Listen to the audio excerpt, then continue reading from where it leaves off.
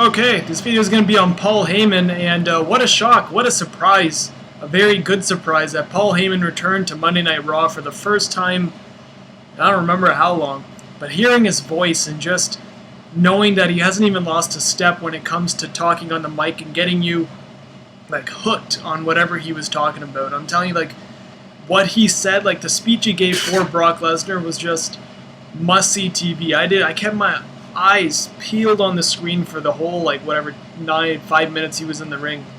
Just his delivery and his everything was still top-notch like no one else. And pretty much Raw was what it was. Okay, it wasn't a bad Raw. Like, there was a really good tag team match setting up for the Fatal 4-Way, which I'm sure will be a good match, whatever. And main event was like a little weird, I think. Just Lord Tensai is the last thing but over at all. He cannot be taken seriously for many reasons, being the one he is Albert, and I think people will hold that against him for forever. And the whole John Laurinaitis thing is just kind of going nowhere, although the John Cena promo was whatever.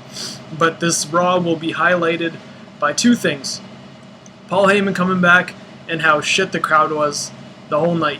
You had two marks sitting in the front row with WWE replicas with yes shirts on, and they seemed like the only guys in the whole building who were chanting yes. In Miami, you had 20,000 people doing the yes chant all strong. You got two guys, maybe four if you're lucky, from some hick South Carolina city. I don't even know where they were. Greensboro, I think, yeah. Nobody cared. No, everyone was so just flew straight, you know, like a pig that flies straight. You know, that's what they were. They had no creative sense of, what's that word? Creative sense of something. Like, they were just bland. They were so bad. I think that really hurt the show. Just like the lockdown crowd hurt that show. This one hurt Monday Night Raw. And a lot of people said, oh, the reason Paul Heyman didn't get a big ovation is because he came out to Lesnar's music. I think that's what made it even better. It's like they held the pause, and all of a sudden you see Paul Heyman walk out, and it's like, oh, like, I was going crazy on Twitter.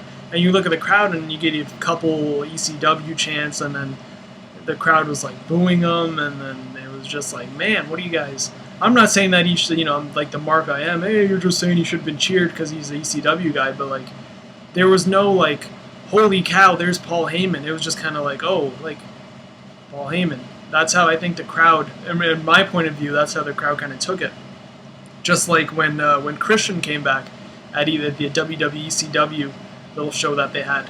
It was the commentary that pretty much killed everything at all for his return. You know, he had Matt Stryker and was it Todd Grisham, like, it's Christian! This moment has just become an instant classic. That's it. Like, you know, this guy just came back after so long. At least put some enthusiasm in your voice. The crowd was into it for Christian, but the crowd didn't seem nothing for Paul Heyman. But I think Paul Heyman delivered his thing awesome. Brock Lesnar quits WWE. This puts him off TV until August, I'm assuming, when Triple H comes back and he's like, you signed a contract, you know, if you don't do it, I'm going to sue your ass out of this.